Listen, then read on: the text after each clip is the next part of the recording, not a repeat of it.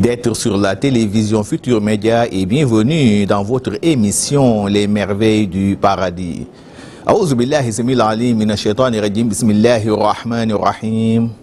Alhamdulillahi rabbil alamin wa salatu wa salamu ala ashrafil anbiya'i wal mursalin. Sayyidina wa nabiyina Muhammadin wa ala alihi wa sahbihi wa man wala.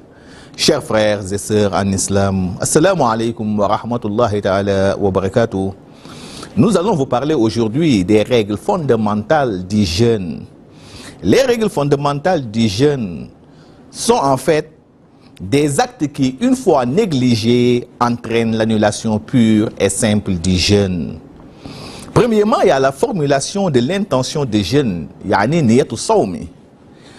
Donc, dès la vue ou dès l'annonce, même de l'apparition du croissant lunaire, le fidèle doit aussitôt formuler son intention de jeûne pour tout le mois de Ramadan. Et là, il y a deux précisions de taille à faire. La première, la formulation de l'intention de jeûne doit se faire la nuit bien avant l'aube. Sinon, le jeûne sera forcément compensé à la fin du Ramadan. Le prophète Muhammad alayhi salam nous le confirme. Man lam yubayt as-siyama min al-layli fala siyama lah. Il nous dit que celui qui ne formule pas l'intention d'observer le jeûne bien avant l'aube, son jeûne est tout à fait annulé. Par conséquent, il doit compenser ce jour. Deuxième précision, une seule formulation d'intention de jeûne peut servir le fidèle tout le long du mois de Ramadan. À moins qu'il y ait entre-temps un empêchement de jeûne comme les règles menstruelles, la maladie, entre autres. Dans ce cas, il sera dans l'obligation, n'est-ce pas, de renouveler son intention de jeûne s'il désire continuer son jeûne après, bien évidemment, cet empêchement. Voilà les deux précisions de taille. Deuxième règle fondamentale, c'est l'abstinence totale, yani al-imsak. Le fidèle, une fois qu'il observe le jeûne, doit s'abstenir de boire, de manger, de s'adonner à des injections, des perfusions et autres. Il doit s'abstenir également d'avoir des relations sexuelles avec son épouse, s'abstenir aussi des actes immoraux tels que le mensonge, la calomnie, la médisance, la corruption, entre autres. Troisième règle fondamentale, c'est le temps réservé aux jeûnes, yani al-zaman. Le temps réservé aux jeûnes, c'est seulement la journée, de l'apparition de l'aube jusqu'au coucher du soleil. C'est durant cet intervalle de temps que le fidèle est autorisé, n'est-ce pas, à observer le jeûne. Allah subhanahu wa ta'ala nous l'a dit. Observez le jeûne jusqu'à la nuit, c'est-à-dire jusqu'au coucher du soleil.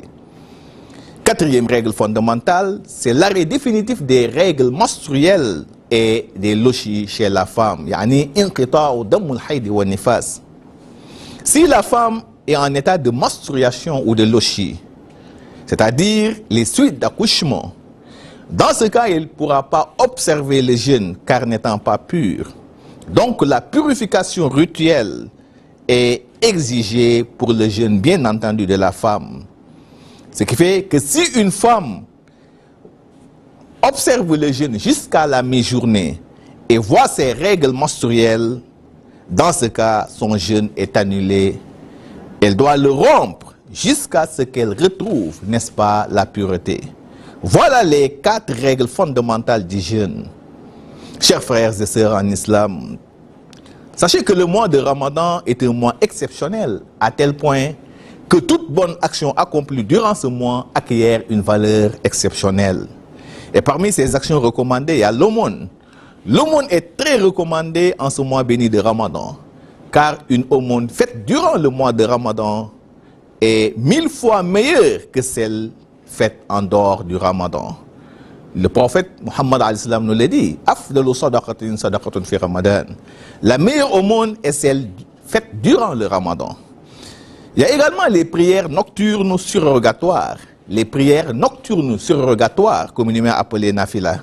Ces prières sont vivement recommandées en ce mois béni de Ramadan, car elles effacent tous nos péchés antérieurs. Man qama Ramadan imanan wa ihtisaba, ghuffira lahu ma taqaddama min dhanbi. Quiconque se lève pour accomplir des prières surrogatoires pendant les nuits du Ramadan, avec foi et en comptant sur la récompense divine, verra tous ses péchés antérieurs effacés.